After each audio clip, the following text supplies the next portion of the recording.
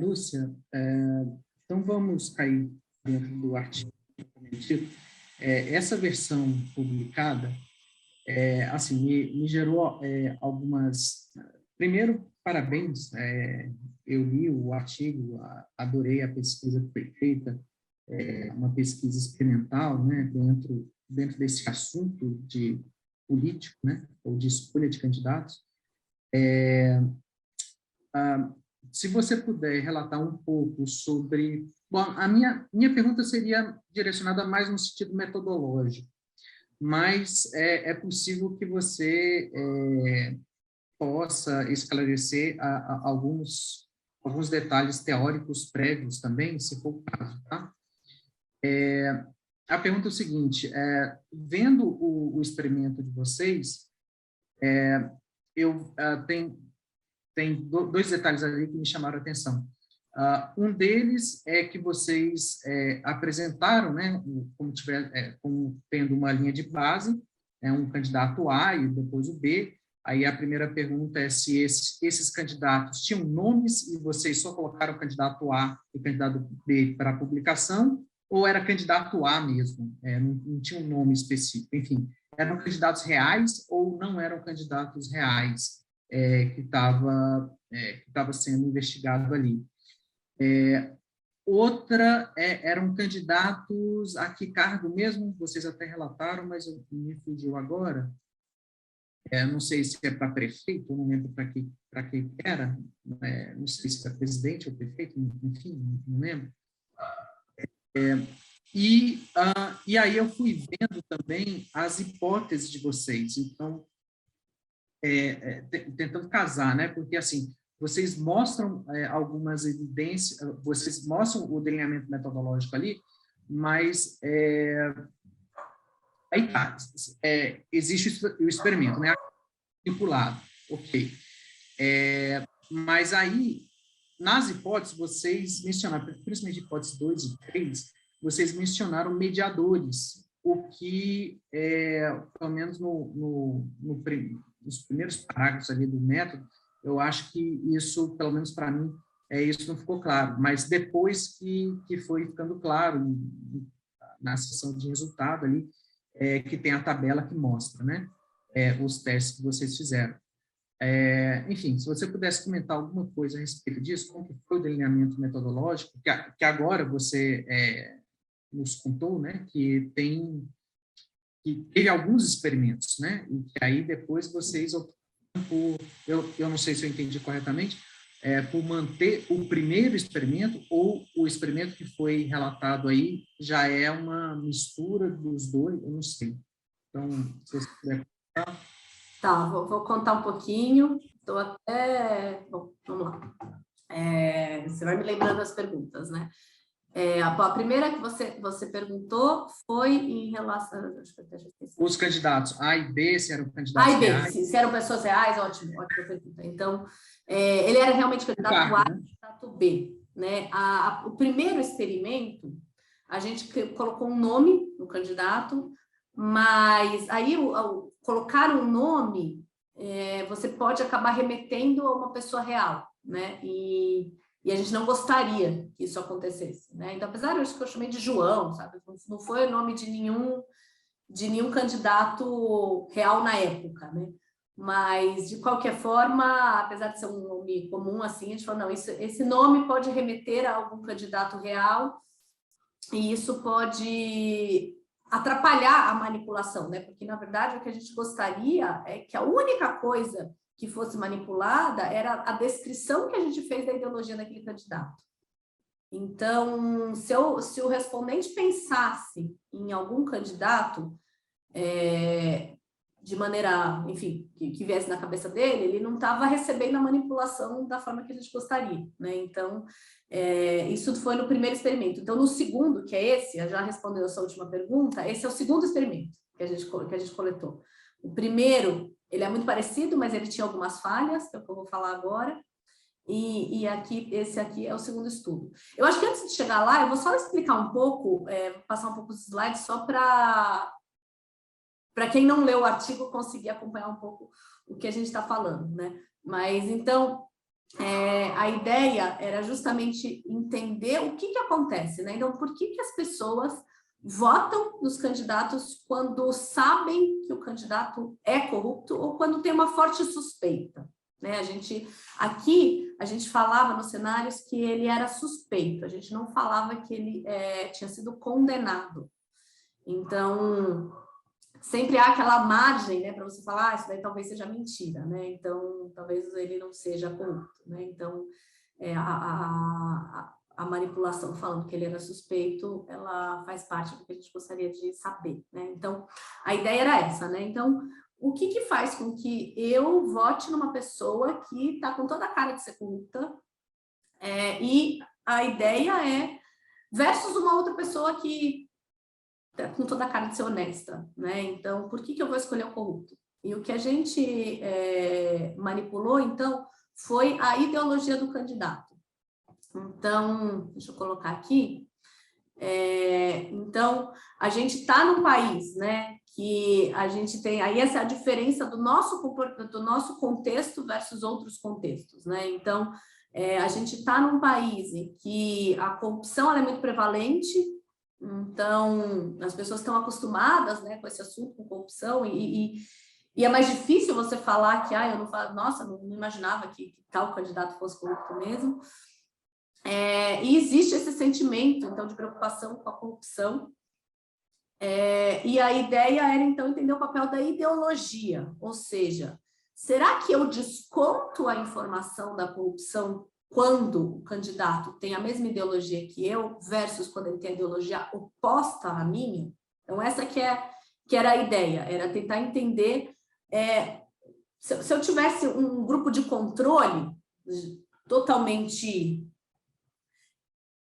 sem ideologia nenhuma, né, eu falaria, olha, esse candidato aqui, ele é mais competente, esse aqui ele é menos competente, em quem você vota? E aí a gente imagina que o grupo de controle, todo mundo votaria no mais competente, né? Então, mas na vida real, não é só a competência não é a única dimensão, existe uma segunda dimensão que é a corrupção. Claro que existem outras dimensões também, né? Mas a gente quis pegar essa dimensão da corrupção para entender. Não, espera aí, da corrupção, desculpa, da ideologia. Vou dar uns passos para trás, tá bom? Acho que eu me compliquei. Mas assim, eu tenho dois candidatos, um é competente e o outro não é. Única informação. Provavelmente eu vou votar no mais competente. Eu tenho dois candidatos, um é corrupto e o outro não é. Eu provavelmente vou votar no mais corrupto. Mas aí eu tenho um corrupto e competente. Oi? No menos corrupto, exatamente. No menos corrupto. Aí eu tenho um que ele é corrupto e competente e o outro que ele é honesto, mas menos competente. Eu já tenho que fazer um trade-off. Né? Eu quero o competente, né? O famoso rouba mais faz, ou eu falo, não, roubar não pode. Então, eu prefiro que ele seja honesto. Né? Então, aqui eu tenho uma margem para eu escolher mais um lado ou escolher mais o outro. E aí, o que a gente quer entender? Será que a ideologia me ajuda a tomar essa decisão? De quem que eu vou preferir? Então, a nossa questão de pesquisa era essa. Era tentar entender, num cenário de dois candidatos, que é um cenário de segundo turno, que é muito comum aqui no Brasil, como que é essa tomada de decisão quando eu tenho esse elemento da corrupção e quando eu tenho esse elemento da ideologia. Então, isso que era a nossa questão de pesquisa. Então, a gente tinha a nossa primeira hipótese foi que eu vou escolher um candidato, eu vou tolerar um candidato corrupto, até o nosso primeiro título começava com tolerance, era o nome do artigo, então eu vou tolerar um candidato corrupto porque ele tem a mesma ideologia que eu. Eu tenho uma percepção de corrupção aqui no meio, e eu tenho, que explica essa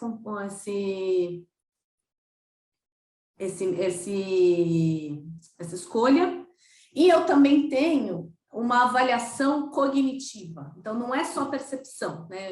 Será que a pessoa percebe até que o cara é corrupto, mas eu quero tanto votar nele que eu vou elaborar cognitivamente alguma justificativa para eu falar, não, mas vale a pena. Né? Então, essa que eram as nossas hipóteses. Aí a gente fez um experimento com 1.000 respondentes, e aí a gente fez a manipulação dessas ideologias, né? Econômica, social e a forma de corrupção também, né? A gente quis ver, né? A nossa ideia inicial no primeiro estudo era que a gente achava que isso só aconteceria para formas de corrupção mais leves. Quando a forma de corrupção era mais pesada, todo mundo ia rejeitar o candidato corrupto assim mesmo, né? Isso naquele primeiro estudo que a gente não reportou. Porque tinha algumas falhas, não é só... depois eu posso entrar mais a fundo em quais eram as falhas, não só o nome do candidato. Aí, no segundo estudo, a gente já falou, então vamos só replicar para mostrar, porque foi super interessante, mesmo quando a falha era grave, as pessoas ainda assim ficam com o candidato corrupto quando elas têm a mesma ideologia. Então, qual que foi a metodologia? Como que a gente fez esse experimento? Primeiramente, a gente deu esse cenário base, que era assim, você tem 2 candidatos, um é mais competente e outro é menos competente. Só isso. Essa foi a única informação. Aí a gente via quem votava em qual. E aí todo mundo votava no mais competente. Deu, sei lá, 97% de uma escolha no mais competente. Eu não tenho o número certinho de cabeça, mas era nessa ordem de grandeza, era 97%, eu chutaria. Ou seja, tá todo mundo quer o mais competente. Aí depois a gente dava uma informação. Olha, esse candidato, ele tem essa ideologia, o candidato A, que era o mais competente. O candidato B nunca tinha ideologia nenhuma. Então, agora, a pessoa já via a informação, né?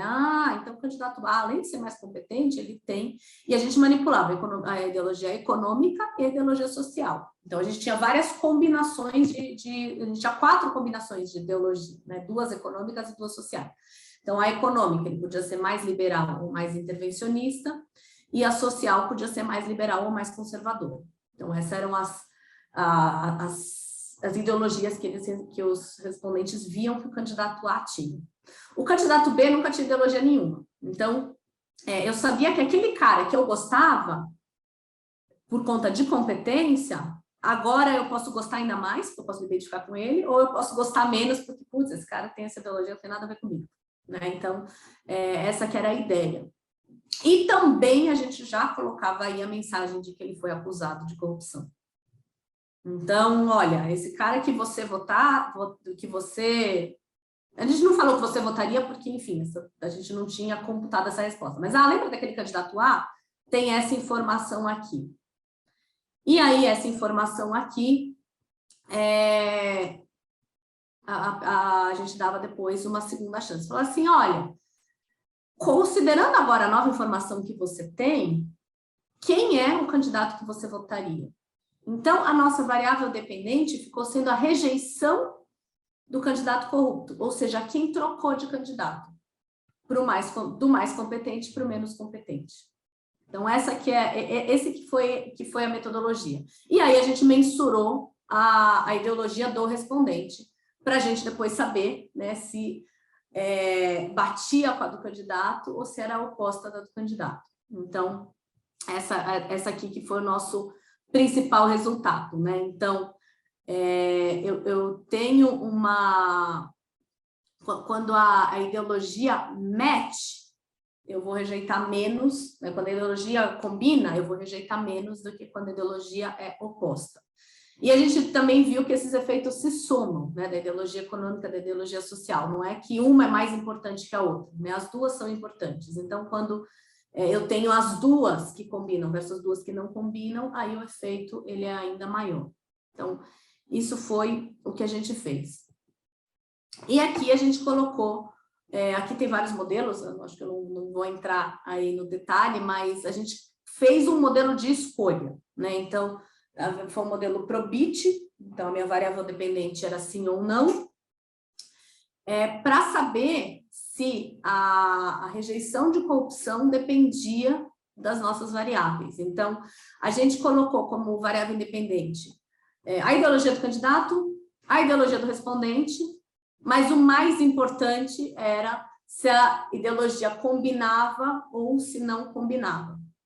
E a gente fez aqui esse modelo 3, esse modelo 4 e esse modelo 5, colocando as outras variáveis que a gente coletou também. Acho que eu esqueci de comentar isso no final. A gente perguntou também o quanto você percebeu que o candidato era corrupto, então tinha alguns indicadores, e o quanto você achava que... quanto você concordava com as seguintes frases, né? Aí tinha algumas que falavam de percepção e outras que falavam... eu sei que esse candidato é corrupto, mas eu acho que vale a pena votar nele assim mesmo, né? Então, tinha alguns indicadores que tinham essa mensagem. E aí, então, a gente viu que elas também contribuíam para explicar que o porquê, né, que a ideologia, que a combinação da ideologia chegava na escolha. Aqui a gente tem uma figura, né, que mostra, então, os diferentes níveis de percepção de corrupção, o efeito do custo-benefício. Então, o que isso significa, né? Para as pessoas, existem duas formas, e aí a literatura de motivated reasoning, né, de razão motivacional, como é que fala isso em português? Motivacional. De razão motivacional.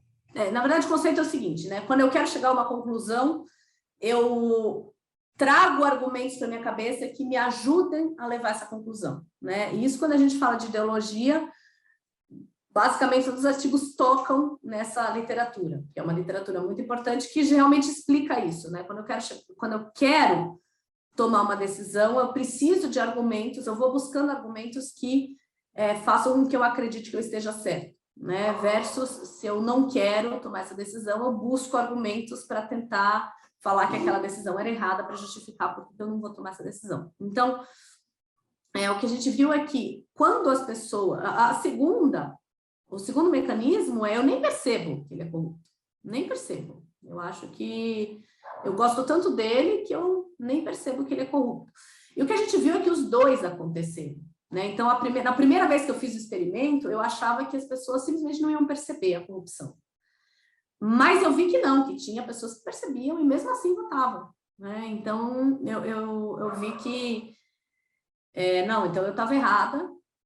Então, no segundo experimento, a gente já tinha um pouco mais de ideia no que poderia acontecer, né? E aí a gente fez essa análise que comparou, então, os níveis de percepção com os níveis de trade-off. Então, para as pessoas que perceberam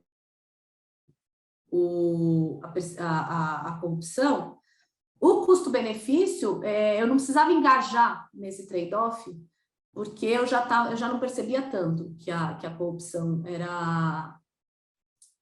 que a corrupção estava lá, existia, né? Que aquilo lá era errado.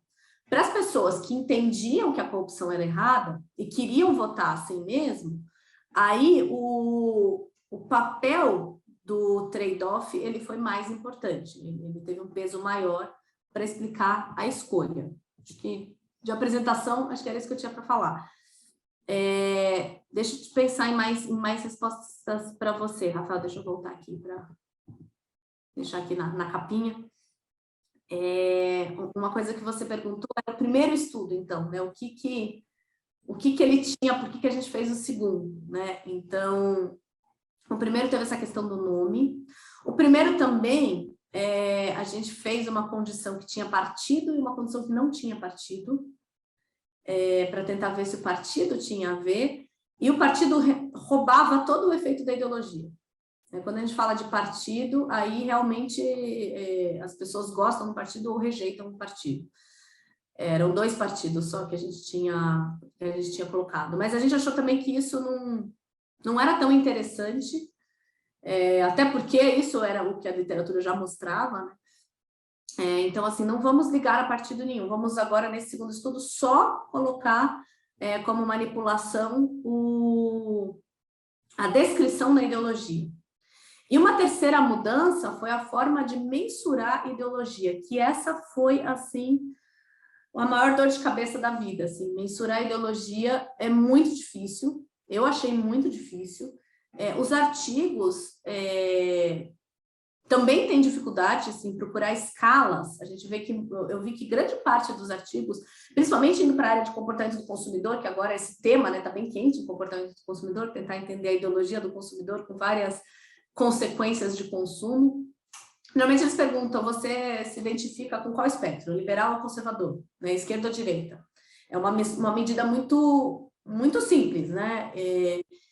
E a gente queria fugir um pouco disso, a gente queria entrar realmente nas duas dimensões, até porque isso até foi uma escolha minha, assim, quando eu comecei a ler outras escalas, para mim faz muito mais sentido, né? Já existem formas, né, tentativas de mensurar ideologia econômica e ideologia social. Existe já alguns artigos falando, né, alguns não, vários artigos já apontando que ideologia é multidimensional, por que eu vou deixá-lo unidimensional, né? Então, hoje eu sei por que muitos deixam, porque realmente é muito difícil mensurar a ideologia de uma forma multidimensional.